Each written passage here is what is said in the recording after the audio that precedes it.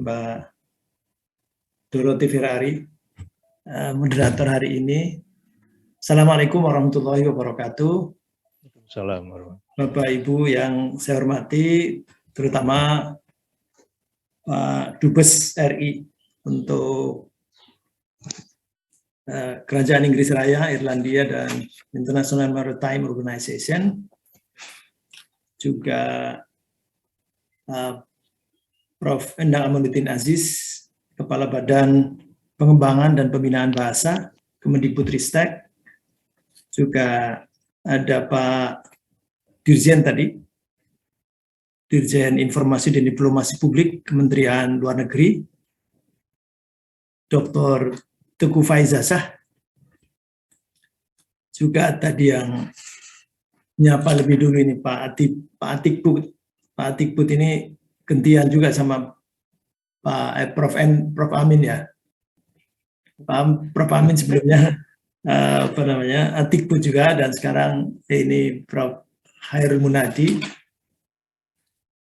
dan juga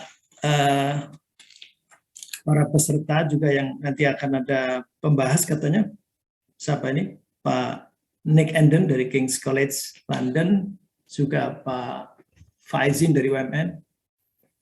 Barangkali yang tidak bisa saya sebut satu-satu, semuanya peserta webinar hari ini. Berbahagia sekali saya sebagai bagian dari elemen bangsa yang ada di parlemen, karena mendengar atau juga ikut terlibat dalam proses ini. Mudah-mudahan sukses ya. Jadi karena kita ini kadang-kadang bahasa Jawanya itu gregetan itu. Jadi kalau secara faktual itu orang ke Saudi misalnya, orang udah pada pakai bahasa Indonesia, orang jualan pakai bahasa Indonesia. Dan kemudian di tempat lain juga ada negara baru ex Yugoslavia ya, seperti misalnya Uzbekistan. Itu kemarin sebelum pandemi sudah kepingin membuka direct flight dari Tashkent ke Jakarta. Ini karena juga mungkin tidak tahu sudah dihubungi dulu sebelumnya atau tidak, tapi faktanya di sana ada 2 universitas yang membuka program studi bahasa Indonesia. Ini luar biasa. Nah, persiapan karena kepingin ada hubungan yang dekat dengan Indonesia. Begitu mungkin gairah di luar, tetapi apakah ini kemudian disambut secara sistematis sehingga real bahwa bahasa Indonesia ini menjadi bahasa tidak hanya di Indonesia tapi di tempat lain di dunia internasional, supaya tidak ada ini mungkin dari situ ya bisa ditampilkan. Saya mencari filenya. Ya, terima kasih. Jadi tentu perspektif dari DPR legislatif terhadap internasionalisasi bahasa Indonesia. Sungguh pun tadi sudah disampaikan oleh Prof. Amanuddin Aziz, tetapi saya menyampaikan lanjut di slide berikutnya. Sedikit-sedikit saja amanat konstitusi tentang internasionalisasi bahasa Indonesia. Kemudian posisi strategis internasionalisasi bahasa Indonesia itu, potensi bahasa Indonesia menjadi bahasa internasional, kemudian tantangan internal dan eksternal dalam internasionalisasi bahasa Indonesia itu, kemudian dukungan legislatif dalam upaya mensinergikan internasionalisasi bahasa Indonesia. Lanjut, tentang amanat konstitusi, itu tentu kalimatnya sederhana sih, bahwa bahasa negara adalah bahasa Indonesia. Tapi kemudian ada undang-undang yang tadi disebut oleh pembicara sebelumnya, Undang-Undang Nomor 24 2009. Ini menurut saya prestasi memberikan amanah kepada pemerintah untuk membawa bahasa Indonesia di kancah global. Bagian keempat tentang peningkatan fungsi bahasa Indonesia menjadi bahasa internasional, pasal 44 ayat 1 berbunyi, pemerintah meningkatkan fungsi bahasa Indonesia menjadi bahasa internasional secara bertahap, sistematis, dan berkelanjutan. Kemudian ada regulasi di bawahnya, peraturan pemerintah berkait dengan penggunaan bahasa Indonesia. Tadi juga disebut oleh Bapak Dirjen Teguh Faizasah, peraturan pemerintah nomor 57 tahun 2014 tentang pengembangan, pembinaan, dan perlindungan bahasa dan sastra, serta peningkatan fungsi bahasa Indonesia, peraturan Presiden nomor 16 tahun 2010 tentang penggunaan bahasa Indonesia dalam pidato resmi Presiden atau Wakil Presiden, serta pejabat negara lainnya, kemudian peraturan Menteri Dalam Negeri nomor 40 2007 tentang pedoman bagi kepala daerah dalam pelestarian dan pengembangan bahasa negara dan bahasa daerah, kemudian peraturan Menteri Perdagangan nomor 67 tahun 2013 tentang kewajiban pencantuman label dalam bahasa Indonesia pada barang. Lanjut, posisi strategis internasionalisasi bahasa Indonesia ini sudah banyak dikaji dan ada peneliti di geopolitik dan Direktur Eksekutif Global Future Institute Indrajit ini menulis memang agak serem, tetapi kata Bung Karno, orang yang tidak tahu tentang posisi kita secara geopolitik, orang itu tidak bisa mengembangkan negaranya. Oleh karenanya saya kira memang kalau di dalam jurnal ini, artikel ini memang agak serem karena pertarungan negara-negara adidaya, dan itu berdampak secara geopolitik. Sesungguhnya barangkali istilahnya rahmat yang tidak diduga, bahwa andaikan ini mungkin perubahan dari perang Timur Barat dan sekarang sudah berubah, tentunya sekarang ini perubahan ini semakin detail gitu.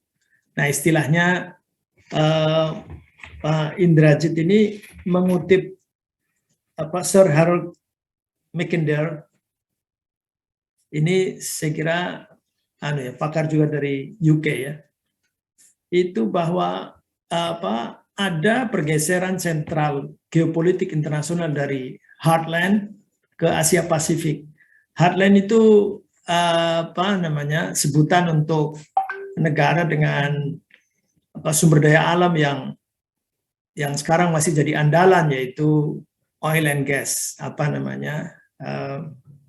BBM, bahan minyak. Jadi itu, dan Indonesia sekarang ini diceritakan banyak terletak di Asia Pasifik yang memiliki geopolitik strategis dalam interaksi global dan memungkinkan berperan besar dalam panggung internasional.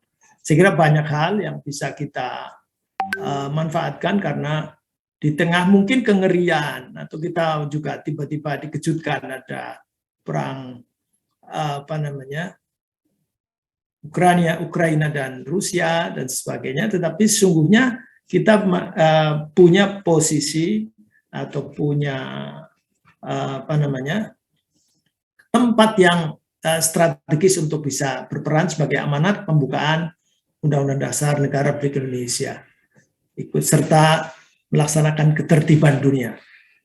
Lanjut, posisi strategis internasionalisasi bahasa Indonesia itu ya salah satunya adalah dari populasi. Kita kadang-kadang sedih oleh karenanya lantas ada program bagaimana membatasi populasi itu, tetapi pada saat-saat seperti sekarang kita merasakan bahwa ternyata populasi itu tidak mesti dipandang negatif, tetapi juga sebuah potensi positif. Indonesia memiliki posisi strategis di ASEAN, di mana populasi penduduk Indonesia di ASEAN paling besar, yaitu 40,89%. Oleh karena itu, Lantas pada sisi lain, yaitu alat komunikasi atau diplomasi atau mungkin alat untuk berkomunikasi dengan mereka, kita mesti mengangkat bahasa Indonesia menjadi bahasa karena dengan jumlah penutur paling banyak di ASEAN. Lanjut, posisi strategis internasional bahasa Indonesia itu ini ternyata sudah dikunyah-kunyah, sudah didiskusikan. Salah satunya, ini salah satu saja ya, seminar Forum Guru Besar Indonesia yang dihadiri oleh 32 delegasi Dewan Guru Besar dan pakar praktisi bahasa Indonesia di negeri ini, dan di Indonesia maksudnya 6 November 2019 Surabaya menghasilkan 4 pertimbangan bahasa Indonesia layak menjadi bahasa internasional. Bahasa Indonesia telah memenuhi persyaratan sebagai bahasa internasional karena saat ini sudah diajarkan di 45 negara. Mungkin sudah berkembang. Bahasa Indonesia yang kedua, memiliki kosakata lebih dari 100.000 dan istilah keilmuan di berbagai disiplin ilmu juga sudah ada di dalamnya. Kemudian yang ketiga, jumlah penutur bahasa Indonesia lebih dari 267 juta orang dan bahasa Indonesia dipahami dengan baik oleh jutaan orang di berbagai negara, terutama negara-negara ASEAN tentu. Kemudian bahasa Indonesia diproyeksikan akan menjadi bahasa pengantar dalam kegiatan ekonomi. Tadi disebut, saya kira ada usahanya oleh Kemendikbudristek, dalam hal ini Badan Bahasa, sehingga ini menjadi penting untuk dipelajari bagi berbagai negara itu. Lanjut, potensi bahasa Indonesia menjadi bahasa internasional ini secara konseptual, secara teoritik tentu ada landasannya. Satu, digunakan dalam diplomasi dan perdagangan internasional. Ini juga sudah ada usaha-usahanya. Bahasa Indonesia dijadikan sebagai bahasa ASEAN adalah langkah strategis dalam menjadikan sebagai bahasa diplomasi dan perdagangan internasional. Ini sudah ada usaha-usaha seperti itu. Kemudian berperan besar dalam penyebaran ilmu. Sungguh pun masih sedikit, mendorong peningkatan kualitas keilmuan di Indonesia. Saat ini memang belum banyak buku berbahasa Indonesia yang diterjemahkan ke dalam bahasa lain. Namun beberapa bahasa sejak dulu sesungguhnya sudah ada pusat-pusat sumber-sumber keilmuan dari Indonesia yang diterjemahkan dalam bahasa lain. Nah, oleh karenanya mungkin selanjutnya nanti akan didorong. Banyak jumlah penuturnya tadi disebut 267.000. Tinggi budi dan keagungan budaya penutur. Indonesia dikenal sebagai negara dengan keragaman etnis. Setiap etnis mempunyai budi luhur dan bahasanya tadi ada kromo inggil, ada apa segala macam, sehingga ini menunjukkan luhurnya budaya dari bahasa. Kesederhanaan sistem bunyi dan gramatikanya. Ini keunggulan bahasa Indonesia memang sangat mudah, simple, menggunakan aksaranya juga tidak aksara khas, aksara Latin, dan bahasa yang sederhana. Kemudian rasa percaya diri dan kepedulian penutur. Ini mungkin bagi tantangan karena masih inferior. Tantangan bagi internal bangsa Indonesia, terutama untuk generasi muda untuk menggunakan bahasa Indonesia dengan baik. Lanjut. Tantangan internal tadi ya, saya kira mulai adanya dominasi bahasa asing, bahasa lain yang lebih populer, terutama bahasa Inggris ya. Sebetulnya bukan menjadi hal yang negatif, tetapi ini tantangan. Penggunaan di media massa, penggunaan pada nama produk lokal juga masih lebih banyak menggunakan bahasa asing, terutama bahasa Inggris. Kemudian lunturnya kecintaan terhadap bahasa Indonesia, munculnya bahasa gaul yang ini kadang-kadang campur-campur, menjadi hilang identitas keindonesiaannya. Kemudian ini memang perlu peningkatan kapasitas bahasa Indonesia, pemberdayaan bagaimana bahasa Indonesia di segala lini, kemudian pemartabatan bahasa Indonesia, sehingga kita ini mestinya bangga terhadap bangsa ini sendiri. Ini bahasa kita sendiri. Lanjut, tantangan eksternal yang lain ini potensi tadi yang disebutkan oleh Hindrajit, perang misalnya, perpanjangan antara negara adidaya Amerika dan China yang tentunya akan berdampak bagi Indonesia pada khususnya atau ASEAN. Ini peluang untuk bagaimana menjadi jembatan komunikasi, penguatan ketahanan nasional dan menyatukan kekuatan di ASEAN. Jadi tidak mesti pakai bahasa lain, bisa saja. Sungguh pun tadi ada kontestasi istilahnya Pak Kepala Badan tadi, Prof. Amin. Jadi ada kontestasi apakah bahasa Indonesia atau bahasa Melayu. Tetapi sekali lagi ini real sedang dibicarakan dan relevan bahasa Indonesia menjadi opsi.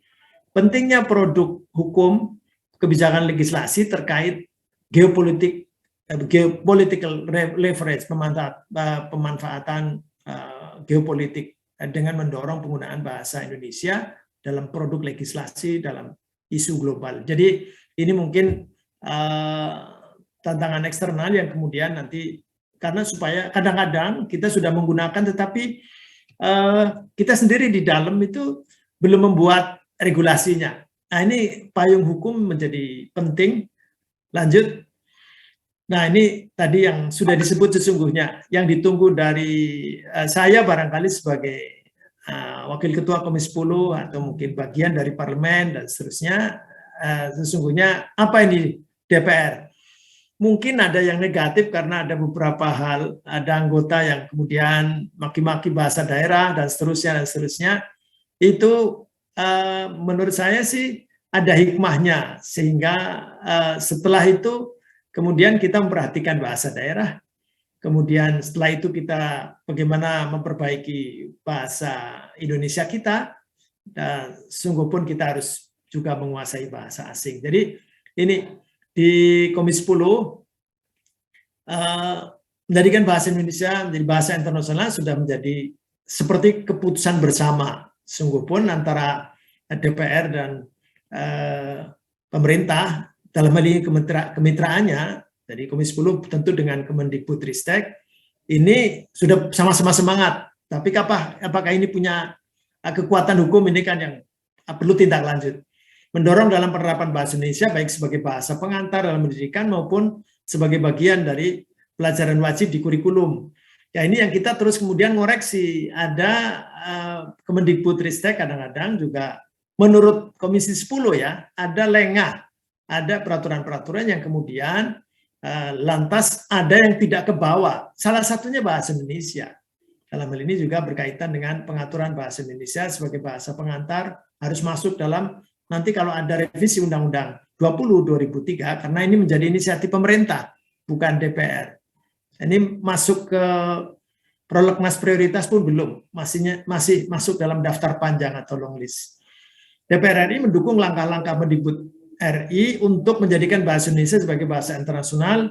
Ini ada raker yang judulnya sebetulnya tentang PBN, tetapi di dalamnya ada Prof. Aminuddin yang memaparkan tentang ini, rencana ini, dan Komisi 10 sangat mendukung. Nah itu ada dokumennya tanggal 20 Februari 2020. Lanjut. Dukungan legislatif dalam upaya mensinergikan ini mendorong konsistensi penggunaan bahasa Indonesia di ruang publik. Nah ini yang dulu ada anggota yang sangat cerewet tentang hal-hal begini. Bagaimana membuka bandara internasional itu juga pakainya bahasa asingnya lebih dahulu, kemudian baru bahasa Indonesia. Mestinya bahasa Indonesia yang lebih besar daripada bahasa asingnya. Tapi faktanya bandara kita, bandar udara kita ya tetap saja pakai airport itu lebih di depan. Hal ini sesuai dengan amanat tentu undang-undang tadi 24/2009 pasal 39 ayat 1, bahasa Indonesia wajib digunakan dalam rambu umum, petunjuk jalan, fasilitas umum, spanduk, alat informasi lain yang merupakan pelayanan umum. Kemudian mendorong persyaratan perolehan sertifikat UKBI pada rekrutmen tenaga kerja asing dan WNA yang ingin bekerja di Indonesia, yang tadi dikeluhkan oleh Kepala Badan Bahasa. Jadi sekarang ini seperti tidak diperhatikan. Nah ini sesuai dengan Undang-Undang 24/2009 pasal 44 guna meningkatkan fungsi bahasa menjadi bahasa internasional secara bertahap, sistematis dan berkelanjutan. Mendukung bahasa Indonesia bagi penutur asing (BIPA) di luar negeri, yang ini saya apresiasi juga, bahkan sudah meluncurkan ini PPI ya. PPI juga sudah meluncurkan buku bahasa Indonesia untuk bahasa ASEAN. Ini sebuah prestasi, kami perlu menyampaikan apresiasi. Mendorong pemerintah untuk mengajukan bahasa Indonesia sebagai bahasa internasional ke PBB tadi sudah ada kedekatan dengan UNESCO dan seterusnya oleh Pak Profesor Aminuddin Aziz. Saya kira ini langkah-langkah yang perlu kita lakukan. Sungguh pun kita tidak perlu ada ketegangan-ketegangan yang tidak penting ya. Kadang-kadang kita harus bertengkar dengan negara sebelah misalnya. Toh ada juga jalan keluar seperti misalnya pantun. Itu kan diakui menjadi warisan budaya tak benda antara Indonesia dan Malaysia. Misalnya begitu. Nanti budaya lain dan seterusnya. Nah, ini nampaknya perlu strategi khusus. Saya kira begitu. Kami mendorong Badan Bahasa Kemendikbudristek RI agar bisa lebih gencar lagi mengkampanyekan program literasi dengan semangat. Di slide berikutnya, utamakan bahasa Indonesia, lestarikan bahasa daerah, dan kuasai bahasa asing. Terima kasih. Assalamualaikum warahmatullahi wabarakatuh. Baik, terima kasih Dr. Abdul Fikri Fakih untuk paparannya. Tadi sudah dijelaskan dengan sangat jelas ya tentang amanat konstitusi dan juga tentang dukungan legislatif dari pemerintah Indonesia. Selanjutnya kita akan mendengarkan 3 tanggapan sebelum kemudian narasumber akan memberikan tanggapan balik. Saya ingin mengundang Bapak Faizin, dosen pendidikan bahasa Indonesia Universitas Muhammadiyah Malang, untuk memberikan tanggapan pertama. Terima kasih Mbak Dorothy. Yang saya hormati, sebelum saya mulai tanggapannya, Duta Besar Indonesia untuk RI Bapak Desra Percaya, kemudian Prof. Hairul selaku Atase Pendidikan, juga yang saya hormati Prof. Aminuddin selaku Kepala Badan Bahasa, kemudian Bapak Dr. Abdul Fikri selaku Wakil